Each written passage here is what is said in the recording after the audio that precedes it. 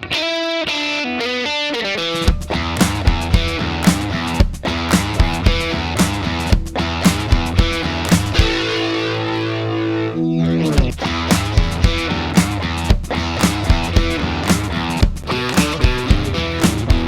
is the Fantasy Roadshow. We are live. Welcome into another episode of the Fantasy Roadshow. This episode is brought to you by Rule 1 Proteins. If you're looking to get back in the gym or just looking to re-up your supplement game, go check out Rule 1. They got the best protein powder, the best supplements, the best vitamins. You name it, they got it. Go check them out at www.rule1proteins.com. Thanks for clicking on the video. Please like and subscribe to the channel. Podcast is available on all platforms. You guys know the drill. My name is Truck, and again, I am inside of a truck, and I'm joined as always by Coles and Shane O'Mac. Coles, how you doing, buddy? What's going on? I'm good. We're recording this on Monday after the draft, and Underdog Best Ball Mania is officially live. Yes, it is. So we'll be getting into some of that content. I'm really excited for that.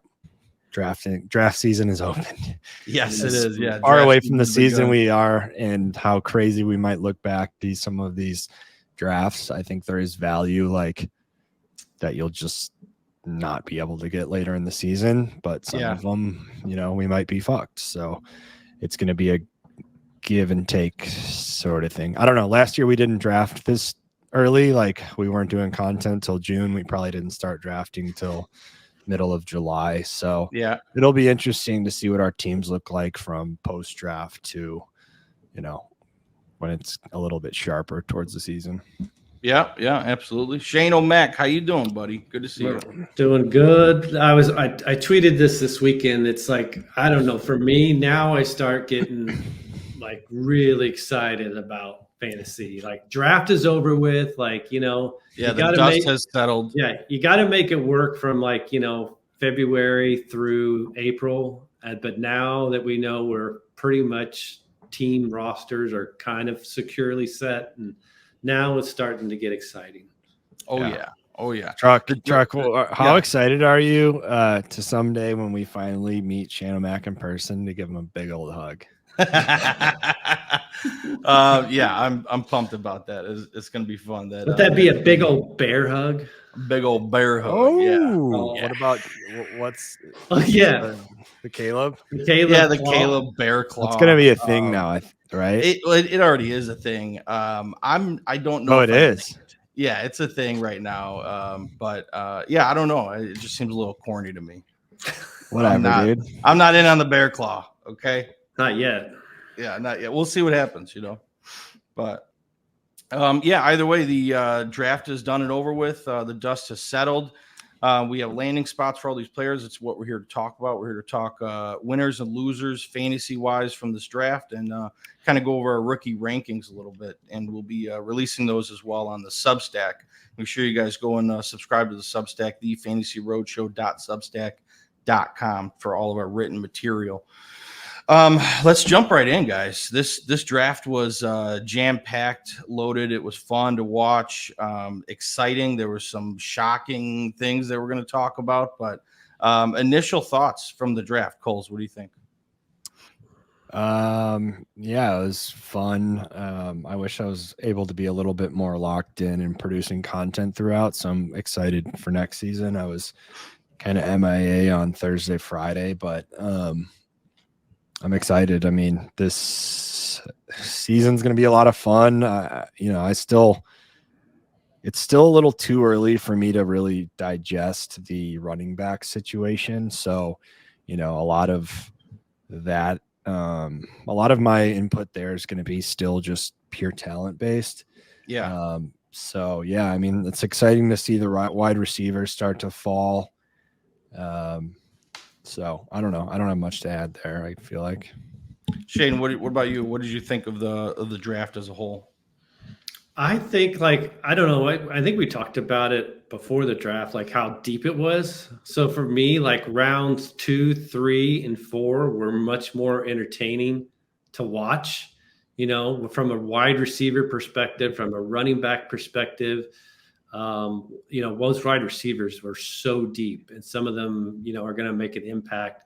So that was good to watch. It was not fun to watch as a Dallas Cowboy fan, as they continuously decided to just punt running back for the whole draft. That wasn't very exciting, but otherwise it was great. Yeah, I was going to bring that up for you. Yeah, that's rough, Shane. That's rough, but let's see. We'll see if the Cowboys can overcome. And I'm excited to see just how deep these wide receivers are. So, like, how many busts are there going to be? You know what I mean? Like, there's just got to be quite a few. So I would say at the end of the day, probably half. Yeah. So I'm excited to see what happens there. But yeah. All right. Well, let's get right into it. Shane, what do you got? We'll kick it over to Shane O'Mac. What do you got for your first fantasy winner from this draft? So I kind of looked at them from two different perspectives. So like winners that are already, existing veterans and rookies. So I'm just going to start off first with my first like veteran winner. And to me, it's Kyler Murray. I mean, he got the best wide receiver in the draft, who's, everyone has said is a generational talent.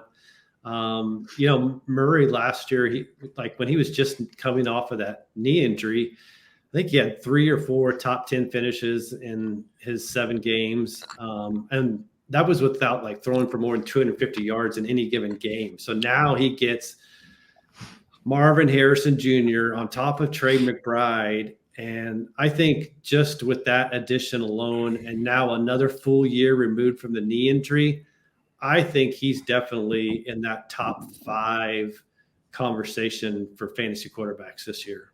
Wow. I love that. So this is an interesting one for me with Kyler because I've never been huge on Kyler. I just don't think his arm is very good.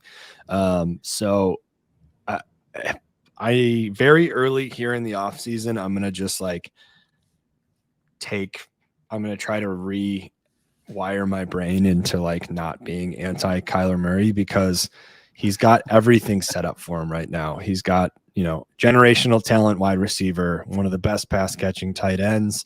And he has the cheat code, the quarterback cheat code with his rushing ability. He has everything. I just don't like his arm. So I'm going to try not to get full fade him this year and get burned, but I feel like I'm going to be on a full fade of Kyler Murray. Yeah, I mean, it makes sense. I get what you're saying. But Shane, I feel like I'm on your side of things. Marvin Harrison is just going to have such a big impact for Kyler Murray. Realistically, this is going to bode really well for him this year. And one of my winners is Trey Benson. I love the landing spot for Trey Benson. James Conner is getting older, and I think Trey Benson lands in a spot with Arizona that, for the next foreseeable future, Benson could be in line for a workhorse load after Connor's done, which shouldn't be too long, right? Yeah, he's in the final year of his contract. So he, for all purposes, he will not be back next year. When you're talking about going to be 29 or 30 years old, I just don't see them bringing him back. Yeah, so I love Trey Benson's landing spot with Arizona. He's a big W for me. Yeah, I had him as my number 1 running back heading into the draft, and I'll likely just keep him there. That's where I have him post-draft because I do love that landing spot for him. I just I'm not sold on the Cardinals being good. They're still going to be in a tough division. I think they're still probably the worst team in that division. So it may be as of right now, I probably have it be Niners, Rams, Cardinals, Seahawks, just because I hate Geno, and it's how long are they going to hold on to him this season? But I still don't like the Cardinals in that division, and I don't know. It's so early, and I have a lot to figure out. But just how I've always thought of Kyler, he's so much more. He's just dependent on his legs. I don't like his arm. I don't think it's strong. So we'll see what happens. Yeah. All right. Well, what about you, Coles? Who do you got for a winner on this in this draft? So I looked at it from a different perspective as well. But there could be fantasy implications here too. But I thought that the biggest winner of the NFL draft is the Chicago Bears. And that's just because of what I've been saying all along. Caleb Williams is a, Mahomes, Andrew Luck, like this immediate franchise quarterback. And I think the Bears win their division. I think he wins Offensive Player of the Year. I think they make the playoffs, and he has like a Stroud-esque season. So, I think they're ultimately the biggest winner of the draft because they won the Caleb Williams prize. So, they did make the right decision as drafting that top 3 wide receiver, and that, what could be the future wide receiver 1 to grow with Caleb from the start. So I love that. He's going to learn from Keenan Allen, and then he's going to eventually be the number 1 weapon for the extent of Caleb's career. There's going to be Super Bowls in Chicago. There's going to hopefully be a new stadium by the end of that, and just really a whole new Bears franchise, top 3 market, being one of the most exciting teams for the next 10 years. So I always talk about that video I made back in January where it was Waldron, Caleb, Neighbors, and pre-draft I didn't think Neighbors had a chance of falling to 9, but Odunze is that same profile. So I think I'm all the way back in on the Chicago Bears fandom, and bear down Chicago Bears. All right, so we're just going to cancel the rest of what we were going to talk about. We're just going to talk about how great the Bears are for the rest of this episode. We're just going to spend the rest of the time hyping up the Bears. No, but realistically, did you see the graphic that came out? I want to follow up on what you just said.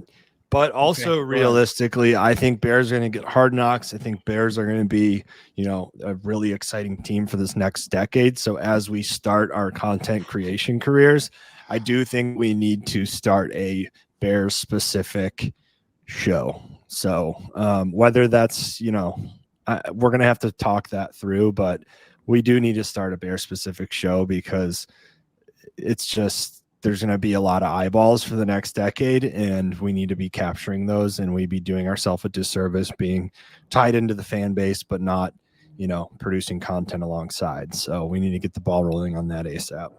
Absolutely. Couldn't agree more. Did you guys happen to see, I'm underneath a railroad track, so if you guys hear any background noise, just preface that.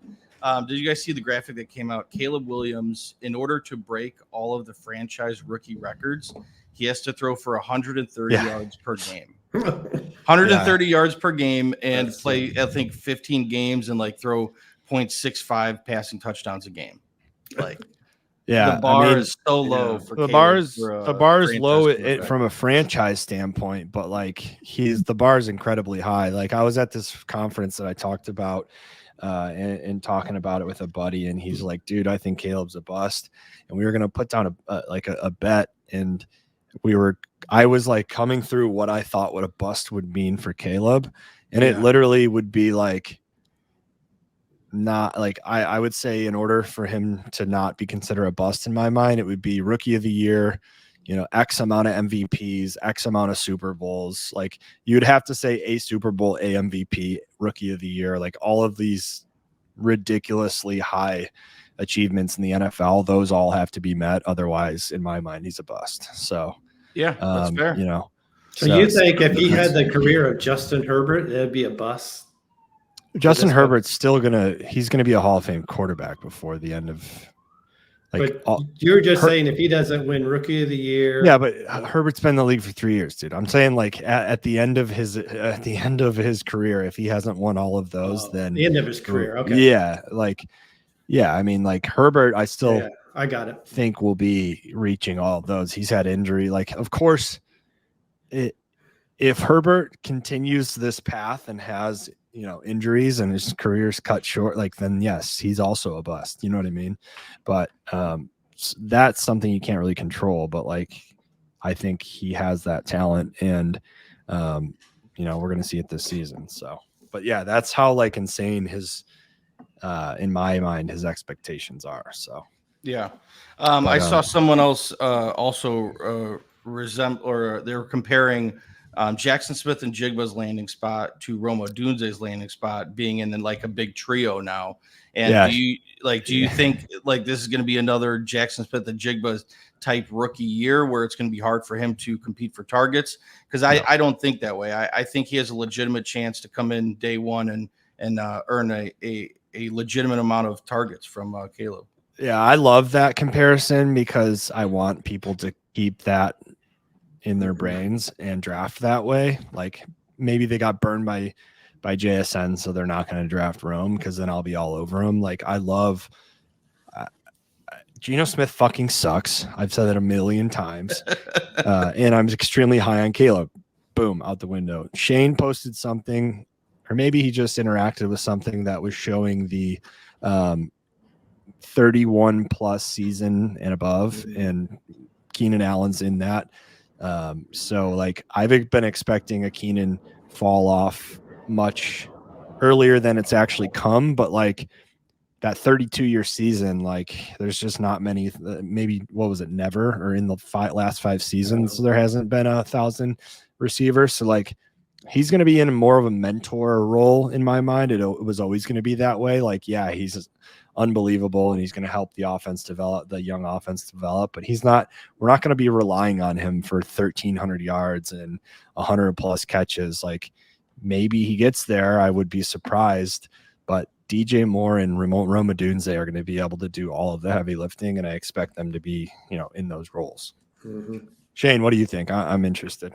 Yeah, you said it. That's what I was going to say right away. The difference is Tyler Lockett is not as injury prone as Keenan Allen. So there was a good bet Tyler Lockett was going to play most of the year. Keenan Allen, I think, he missed the last 4 games. I could see that going up to 6 or something this year. Or the odds of him playing near a full season are hardly none. So, or maybe he does, and it's because they don't have him on the field all the time.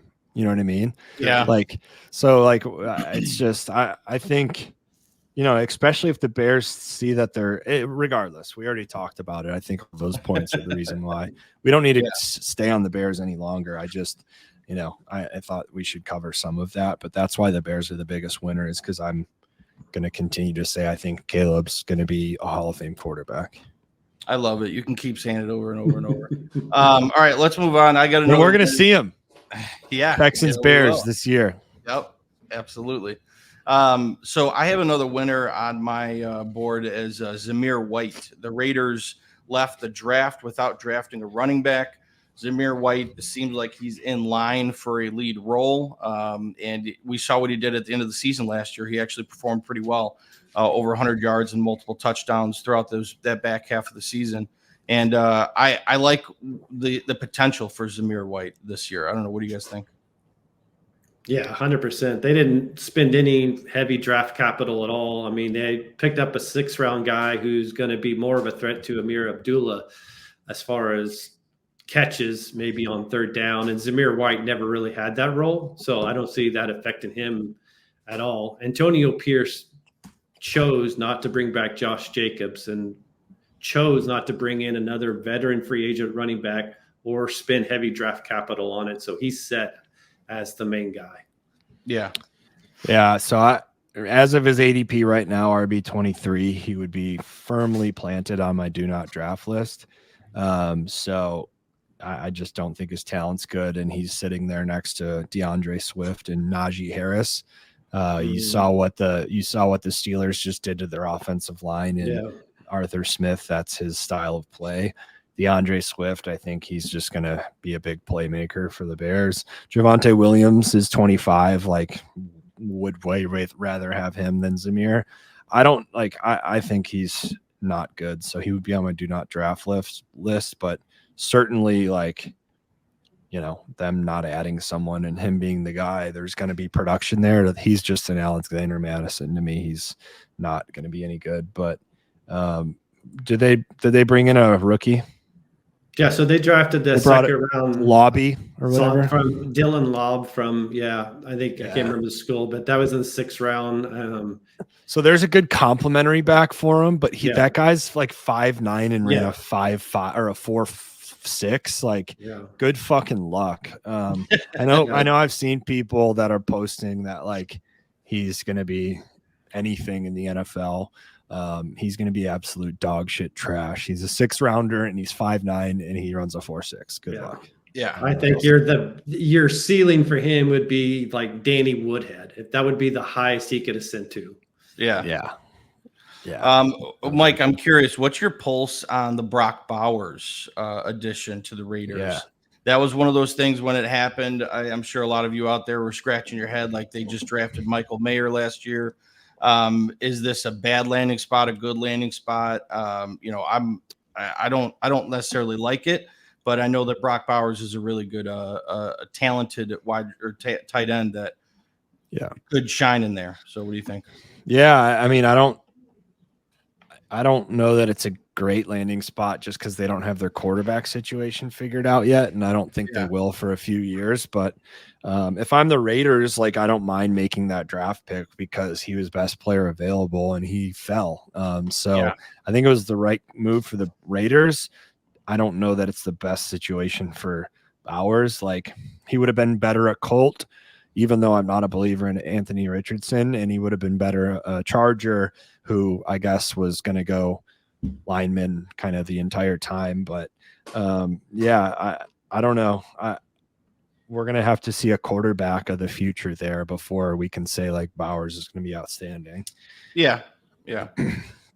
Shane, I'll take Kincaid. I'll take Laporta. I'll take all those guys last year over Bowers right now, like just because they have a better offense and a quarterback. Yeah. So, yeah. All right, Shane, what else you got? So one of my big rookie winners was Keon Coleman, and there was a lot of mixed reviews about him going into the draft. When I watched like 2 or 3 games last year, he looked like a big time playmaker who played big, decent size, but there was a lot of negative stuff going into the draft about him. But I mean, you couldn't ask for a better landing spot when you're talking about 300 targets now available with Stephon Diggs and Gabe Davis gone, and you've got Josh Allen thrown to you, and he is going to be the pure outside target for Allen. They've got the middle of the field covered, right, with Dalton Kincaid and with their slot receiver Curtis Samuel also. Yeah. But he is like the true outside receiver. I mean, I think this is a guy who I don't know what his ADP is or will be, but I think it's someone you could draft as a wide receiver 3, but he will, I think, pretty sure be a wide receiver 2 by the end of the season. Yeah, he was my wide receiver 3. I don't know how we're doing our rankings right now. I had him as my wide receiver 3 in my rookie rankings before we saw landing spot. Very aggressive on him, and honestly, like I still love him. He dipped a little bit because of his performance at the combine, which, some of that matters with a wide receiver. Some of it's just he's a baller. I think he's in the best possible landing spot. Honestly, like if we're talking dynasty, I'll put a Dunze and Worthy even maybe over him, but that's because they have 2 Patrick Mahomes, Caleb Williams, who I think is going to be a top 3, not like. So they have the 2 best quarterbacks, which obviously so does Josh Allen's there as well. But I just don't know that the Bills are done adding.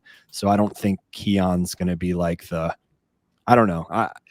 Allen spreads the ball out so much that he does. I don't think they're done adding. It's hard saying that he's behind the wide receiver 1 of the future for Caleb Williams and then Patrick Mahomes. I'm not like knocking him by any means. It's just those are insane landing spots, Yeah, absolutely. So as it stands, I'd probably go Keon over Odunze maybe this year. So like Shane, you're going to see him on a lot of my teams, certainly keeper leagues, best ball for sure. As you saw last year on Underdog, quite a few teams with Josh Allen. You can expect that again with a Keon Coleman stack with everyone on the team stack. So, yeah, if they leave the wide receiver room like it is right now, Keon's going to have a phenomenal year. They Like, 100% are. The management already talked about it. They're like, everyone's trying to put us in every trade with all these top guys, and like the numbers are what they are. We're this is where we're at. So if that's the case, dude, I'm gonna be really high on Keon Coleman this year. Redraft and then dynasty as well. I mean, obviously they could add some more pieces in years to come, but Keon Coleman, he steps into just such a vacated target area where he's going to get fed the ball, you know. So and he's awesome. Let's not forget about it was just 2 years ago where he was not on Florida State, but he was on Michigan State, and he was the number one receiver ahead of Jaden Reed. And then last year he made some spectacular plays, and of course we knew it happened with Jordan Travis late in the season. But like if he's playing in the BCS playoff with Jordan Travis, and he has 2 touchdown games, then we're hearing about a whole different Keon Coleman, where like maybe he doesn't even go to the combine like Neighbors and Harrison, and he's sitting in a completely different spot. So it's an incredible landing spot for him with a high-powered offense. The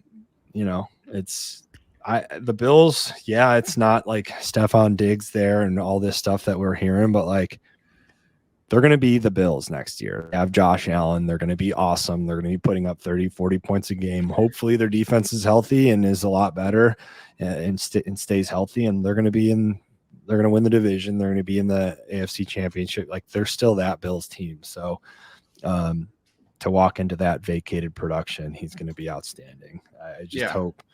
It's getting me fired up just talking about Truck, because I want to get in an underdog lobby, and I just want to hit some of these guys early in the season before they get steamed up, you know? Absolutely. All right. You guys have any other winners before we start talking some losers?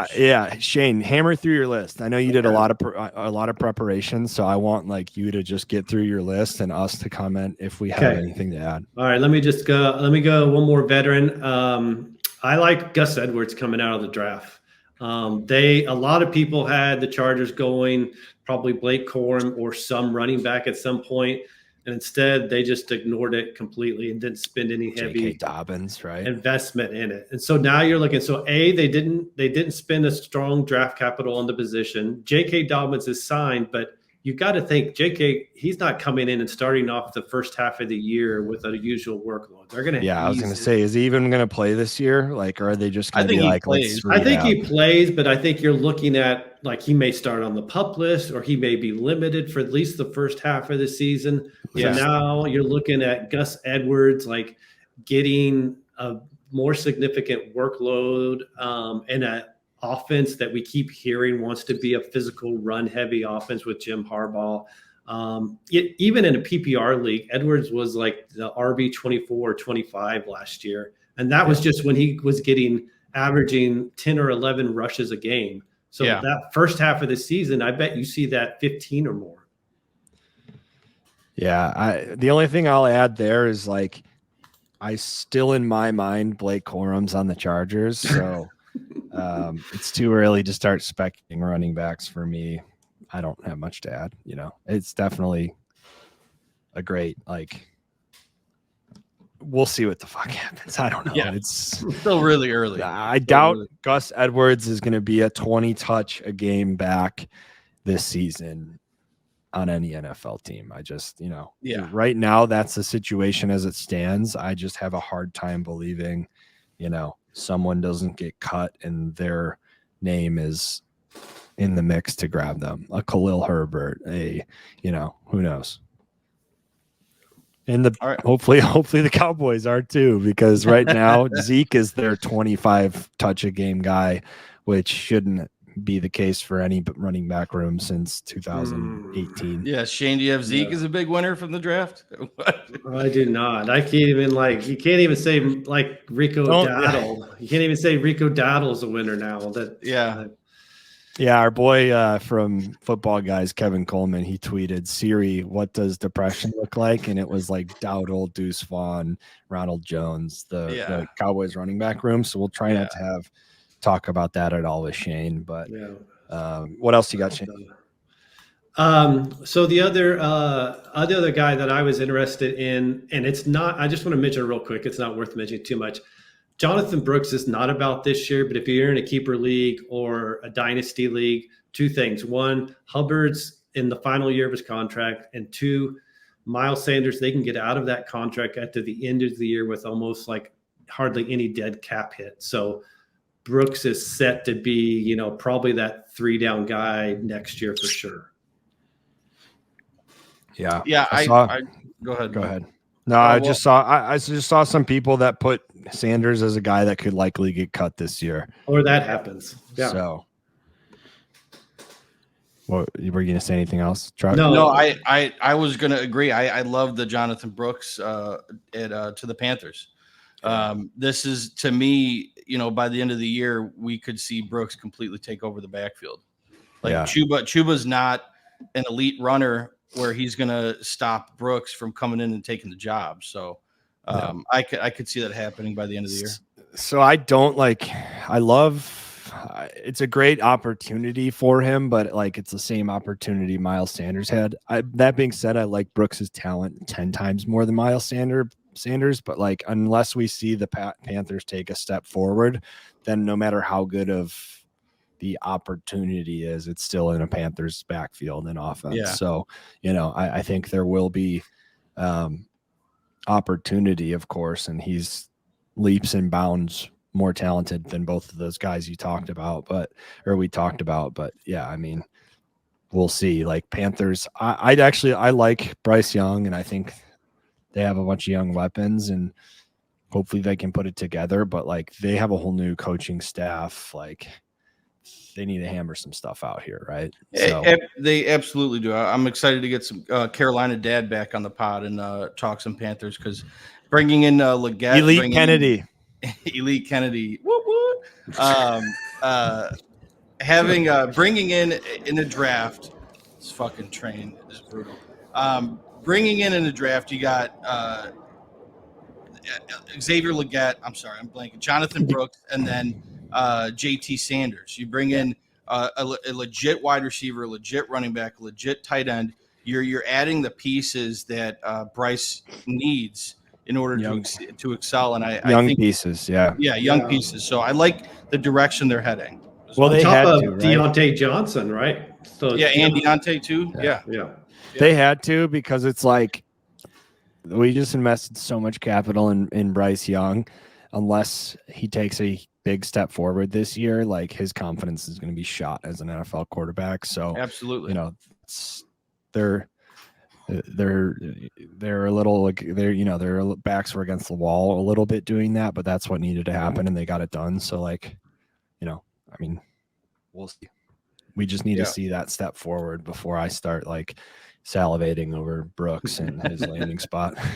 All right. Well, let's talk about some losers. Wait, do you have any more winners, Shane? No, let's move to the losers. Yeah. Okay.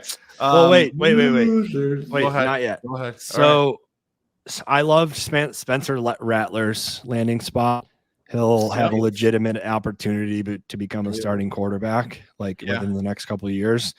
And then I want to hear your guys' take on Penix because that was a huge conversation of the draft. I honestly can't believe we've gone this far into the episode and hasn't talked about. I think Penix. That's why I wanted to bring up those two things. God. Okay. Truck and I's reaction when we were live on Thursday night was just astonishment. I mean, I got a clip. Awesome. I'm going to spend that later on today. I'm going to clip out some of those. Please do. I figured there's some good reactions, so we need to get those out there. Yeah. Anyway, so the Penix thing, it was obviously the shocker of the draft. Initially, I'm thinking this makes no sense. I understand where they're coming from and why doing it. If you have Captain Kirk for the next couple of years, you're probably going to be pretty good. You're not going to be drafting in the top 10 anymore. So grab a quarterback that you can rely on after Kirk, but you're spending that high of a draft pick on someone that's going to be on the bench for the next 3 years. I don't know. I feel bad. I feel bad for Penix. Yeah. I don't. So here's here's where I stand with it. I actually think you'll be surprised at what I think. So I agree with the exact same point of, they should be at the top of the draft. You don't get a lot of quarterbacks there. So if you see a guy you like, grab him. I agree with that. And I actually think it's an awesome spot for Penix, because if you don't remember like how I felt about him heading into the draft, I said that he was like my sure bust of the draft. And my only situation that I liked for him would be like a Seahawks, where he has a ton of weapons and he just needs to get the ball in the playmaker's hands quickly, and then he could have some success. That's exactly what the Falcons is. So, I do think this is great for Penix in that he doesn't need to step in and feel pressured to perform right away. He gets to learn under a Cousins, and then these guys will all be in their prime in the next 2 years. And if Penix is in a place to start, then they'll move on from Kirk after 2 years. That's the contract. There's an opt out after 2 years. So, I actually think it's an outstanding opportunity for Penix, and I think he could be a good quarterback. I mean, like, his arm can get the ball in the hands of those guys, and if that's their intentions for him, is not having to do too much and just kind of 3-step drop and get it into the Drake London, who I think is going to be one of the best quarterback or wide receivers in the league, Bijan Robinson, who I think is the best running back in the league, and then Kyle Pitts, who's certainly from an athleticism standpoint one of the top guys. So incredible landing spot for Penix. I think, right now, if I had to say, do I think he's going to be a bust or not, I'd probably be like, I don't know, talk to me in 2 years. We'll see how much he's progressed, but best possible landing spot for him and someone with his talent. So, yeah. Well, and you think about the last time Raheem Morris was a head coach, he got fired basically because he went in with Josh Freeman, a rookie quarterback, as a starting quarterback, right? That got him fired. So bringing in Cousins in that division probably ensures, okay, they're going to be successful.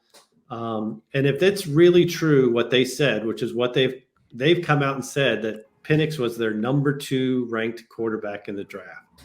And so if that's really true, I don't think any of us would rank it that way. But if they believe it, then yeah, I mean, it makes sense. And they're also looking at it from their system, right? Like, do I have him as the number 2 in their system? Maybe, honestly. Like, it would probably, I don't know. I'd have to. They know their system better than me. So if it's just like strictly arm talent and getting the ball into the hands of the playmakers, then yeah, maybe he is. I don't know. I would probably lean like a JJ McCarthy route, just like comparison to Kirk Cousins and being able to sit and learn from him. But I'm not necessarily the biggest JJ McCarthy guy either. So I don't know. He certainly has the second best arm in the draft, right? So that's maybe the way that they're evaluating it to fit the system that they want to run. And that can make sense given they just need to get the ball to 3 of the best players at their positions, most athletic, Yeah. So then real quick, that's where I'm at with quarterbacks. I like the Lad McConkey, put him with Herbert. I liked that landing spot. Obviously Worthy, we talked a little bit about him. Love that landing spot. That was best case scenario for Worthy. Adonai Mitchell, I don't know. We'll see what happens. A lot of that rides on Richardson. And then Roman Wilson. I love Roman Wilson. And I think he could be a great Steeler. It's just there's a lot for that offense to figure out. So that's kind of where I landed with that. Yeah, I mean, those all make sense. I had A.D. Mitchell as one of my losers in the draft. I don't like the landing spot going in there as the number 2 receiver with Pittman and Richardson, who I don't envision is going to be throwing the ball, 40, 50 times a game. So I would have liked to see A.D. Mitchell go somewhere else, but same. Yeah. Mm-hmm. And then the biggest loser, in my opinion, is Kyren Williams. Getting Blake Corum over to the Rams just kind of shits on everybody's parade that either had Kyren Williams in Dynasty or whatnot. So I'm curious to see what your guys' opinion is. Kyren, it just shits on the parade. So shits on their parade is so funny. That's exactly what Not happened. rains on their parade. It shits everywhere. Yeah. Diarrhea just on the parade. The parade. Everybody. Because I it's split right now that I see online. A lot of people are saying Blake Corum is the better running back, and he's going to be competing for some touches pretty early on. But then on the other side of the things, Kyren was so good last year. But the reason he was so good is because of the volume too. I mean, he just was fed the ball all game long. So just quick thoughts on the Kyren Williams versus Blake Corum debate that we will be having for this entire season, I would imagine. Shane, go for it. Well, this is where when they made that pick, this is what I thought. I was like, we have a strong history of like McVay being finicky and just the new shiny running back he kind of is easily switching to or goes to. Yeah. And so like he saw like when Kyren was not playing what that looked like. I do think, I don't think you can make the comparison that some people are out there making that this is Tank Bigsby. Oh, people said this about Tank Bigsby last year. I don't think it's quite the same. You can't make that comparison because of the players of Tank Bigsby and Blake Corum. So, on top of that too, ETN and Kyren, those aren't, the Tank Bigsby thing, dude. Like that just was the biggest. Like, do people watch football or not? In my mind, like that was the most black or white. Like, do people watch football? Have they seen Tank Bigsby play SEC football multiple times, or are they just like, fantasy football players? That to me was the biggest no-brainer. This, I agree with Shane in that like it's all about landing spot, or it's all about McVay. Like he loves having a running back that's productive. That's why Kyren had such a good year, and when he finds that guy, he loves to ride him out. But like a lot of that could be. Those guys have very similar skill sets, right? So a lot of that is like, I want 2 Kyren Williams, and I want them running at 100% energy all fucking game because look how good our offense does. So like, no, it's not a Tank's Bigsby because they don't have complementary skill sets, and it could just be he wants that talent on the field at all times. He wants that option regardless. And is that split to start the year 70-30 because of how good Kyren is? Maybe. Like, we don't know. That's the conversation to me, is what is the split going to be? Because they're basically the same back. You know what I mean? Like, so that's to me what they want. He loved having Kyren on the field so much that he wants a 2-headed monster, same skill set, to always be on the field because their offense ran that much better. And then it's just going to be whoever's the more effective back is going to get the split, is going to get the carries. So like it might be a frustrating situation. I think there's value in both players, but if Blake Corum comes out and fucking lights the league on fire, then he's going to be 60-40. So, it's going to be a complementary split based on who's performing, but they're the same level. Blake Corum, from a football standpoint, like he's a great guy to have on your team because he's a winner. He's going to give you max effort. He's going to give you the best Kyren Williams as well because they're going to be just iron sharpening iron, and he's a fucking grinder. Great attitude, great locker room guy. Like McVay is probably just roster baiting over his running back room right now. Yeah, even if it's a 50-50 split, I see that being probably the most productive 50-50 split in the NFL. Like what was last year was Jaylen Warren and Najee, right? Because they were pretty much 50-50, but you could start both of them.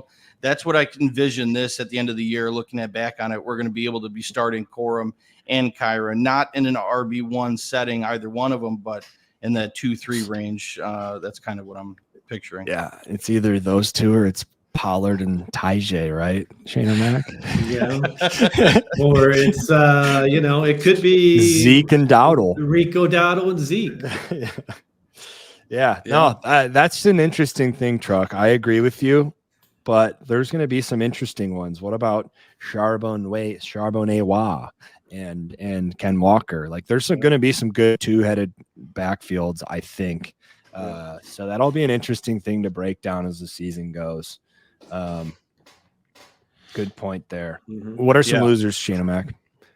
So like Truck, you had I knocked down Kyren Williams in both my rankings, and then the other guy I knocked down like 3 spots, I believe it was, in my rankings was Achane. And to me, I'm looking at a couple things. Like first, they did 2 things in the offseason, basically. They extended Raheem Mostert to a 1-year, $9 million deal, so they wanted him back.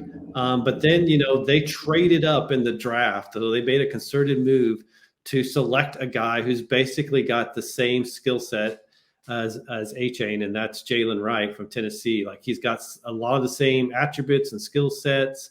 And Achane's 2 best games last year is when he gotten like 22 and 21 touches. So I think in an effort to kind of like reduce that injury risk of him, like I could see them doing similar to what McVay's going to do, where it's like these guys could be interchangeable. I'm going to have a speed back, in and out, and it may be Achane for series, and it may be Jalen Wright, and then it may be Mostert. Yeah. Yeah, I agree. The Dolphins just fucking love speed. Yeah. So like whatever. Yeah. That's another backfield that it's like, okay, I'm just not gonna break that down until training camp. Yeah. Why even try to make sense of it? Who cares? I got a question about favorite. Go ahead. I was gonna bring somebody up, but go ahead. Go for it. Troy Franklin. Getting drafted to the Denver Broncos along with his quarterback from Oregon, Bo Nix. So for me, initially, I'm like, all right, this is a trade. Troy Franklin's a loser because the Broncos are not going to be good. They're going to be terrible. But at the same time, I love the idea of getting that quarterback with their collegiate wide receiver, and I do think Troy Franklin could have a decent career with Bo Nix in Denver. So initially, short-term loser, long-term winner. I was just curious what you guys thought there. I don't have much to say. I don't believe in Nix. So yeah, it's a great spot for him to have his college quarterback, but I just don't believe in Nix at the NFL level, and I could definitely be wrong here because Sean Payton's a great quarterback coach and just talent evaluator. So maybe Sean Payton knows something that we don't. But to me, it's pretty clear cut that he's had his 5 years in college to show me otherwise. Yeah. Well, the only thing I didn't like about it is because he's basically kind of it, him and Marvin Mims are basically the same type of wide receiver, right? They're burners. And so Mims has got a year in the system. So Franklin comes in as the wide receiver 3. Now maybe he gets to more playing time because of that connection with Nix, but I don't know. Yeah, I don't know. The Broncos are a mess. So I think they struggle this year for sure. I'm a full fade Broncos guy. Like Estime, another great talent. What's he gonna do? Like him and Javon.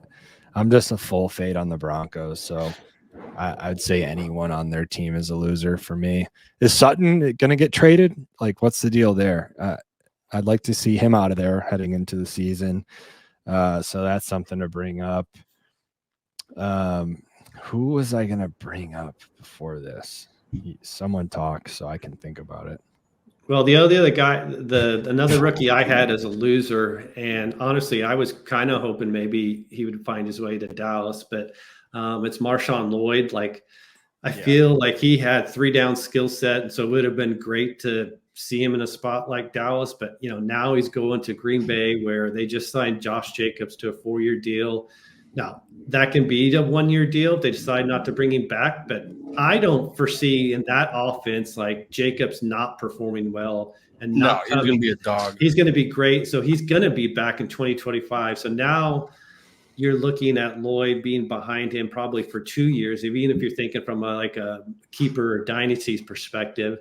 And even just this year, he's not only got Jacobs, but they still brought A.J. Dillon back. So I just don't see very much opportunity for him getting on the field unless injuries pop up. Yeah. And same goes for Braylon Allen going to the Jets. Like, I would have loved a better landing spot for Braylon Allen. Breece Hall is a monster, and he's going to be the workhorse there. So, yeah. So I think I'll throw Will Shipley in that mix too. But I actually like the landing spots for Shipley, and I like the landing spot for Lloyd as well, because I don't think Dillon's going to be there long. And then I think there's like good opportunity in that backfield to shine. So like, yeah, his path might not be great right now, but I could see him working his way into like a really good role for them, a productive role, and then eventually being like, let's give this young running back quite a few carries so that our stud Josh Jacobs doesn't get burnt out in the first couple of years of his contract. You know what I mean? So like, I believe in his talent, and then I believe in that running back room. So I think he'll weasel his way into being productive. And then we all know about the Eagles backfield. Like a guy as versatile as Shipley and his skill set, and how Philadelphia Eagles love their just like grinder white guy that like can do it all, like on defense and on offense. You know what I mean? Like there's always someone that kind of shines in that role, and I think Shipley, you can put him anywhere. He may even play some slot or something like that. You can get creative with him, but obviously if anything happens to Saquon and he's going to be the big receiving of that split, then he could be highly productive. But I just think it's a good like fit, like team fit for him. But here's probably, and I don't know if you guys will ever even guess this, but probably like my biggest dark horse, my favorite running back landing spot, and my biggest dark horse of this entire draft in fantasy football. I'll be drafting him in all my rookie drafts. Tyrone Tracy for the Giants. I love that spot for him. Like behind Devin Singletary. Yeah, he had a great year, and it seems like it's Singletary's backfield, but like, is it crazy to think that Devin Singletary can't be beat out by a new rookie? You know what I mean? So like, I actually, that'll be my biggest dark horse pick is Tyrone Tracy. I just think they didn't bring in, anyone really who's he competing with? Eric Gray and Brightwell or whatever.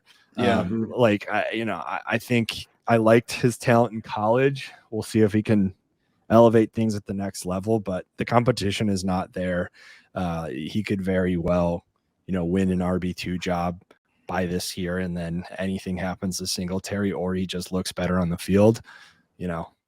I think there's real chance that Tyrone Tracy at least gets a shot, So that's your biggest sleeper over Ben Sinnott? Yeah, I hate actually. I'm gonna start calling him Ben Sino because I'm just out on him. Charbonneau. Yeah, Ben Sino. He's a no for me, dog. And only because he was a K-State Wildcat. And that's just cool. There's no other reason besides that. I figured as much. Yes. But because of me wanting to put him down as far as I can, I have Eric All, who I've never seen play football, ahead of Ben. Doesn't matter. He went to Iowa. It doesn't matter. He's going to be great, right? And he's going to be catching the ball from Joe Burrow. So, I genuinely have not seen Eric All play football. I don't need to talk about tight ends. What's going on? No, seriously. No, wait, go ahead. Sorry to cut you off, Shane. No, but seriously, like you think about that. There's no really strong tight end option there. He's from Iowa. It's like tight end factory there. Like that is an opportunity there. I could watch his highlight film right now on YouTube and tell you quickly what I think about him, but I've literally don't watch Iowa football because it's so bad and hard to watch. But I love the spot. And if he wins that job, then whatever. I don't need to talk about tight ends. I don't think there's anything to talk about this year. No, not really. Give me some losers, Shane. Hammer through your list. So the only other like main one that I had, there was two of them real quick. Like I think Gabe Davis, like not only he was going to be drafted high, but now I think he's just not even borderline not draftable when you think about all the weapons they have already. And then you add someone in Brian Thomas, who's just so much better than Gabe Davis as far as explosiveness and playmaking ability. And then I'd be we already talked about him as a winner. So the converse of Trey Benson is James Conner. I'd be a little worried about that workload being reduced and not getting some of those 20 to 25 carry games that he got last year with Benson there.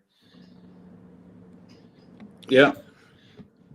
Yeah, that Jags team is going to be another thing I don't really want to talk about until close to the season. It's like, okay, all right. We have 1 million people. Yeah. We got anything else? You guys good? Let's roll. Sign us out.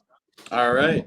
Well, thanks everybody for watching. Thanks for joining. Please like the video, subscribe to the channel. Make sure you check out the Substack, thefantasyrroadshow.substack.com. We're going to be releasing our rookie rankings. Go ahead, Coles. That's exactly. Good. Just making sure you guys check Okay. Substack. Shane and Mac are going to put together a nice little rankings. We're going to post all of our rankings and then our winners and losers from the draft. Absolutely. Now's the time to sign up for that because we're going to be releasing daily content and really, all of our dynasty rankings are on the way. And we're getting pretty close to the season where you should see daily Substack content. Absolutely. And if you guys aren't familiar with Best Ball Mania, Best Ball Drafts on Underdog, we will be doing a lot of those. So get familiar. If you don't know about it, ask us. We'll walk you through it. And it's a great time. It's draft season, boys. It's draft season. Yes, Everybody buckle up.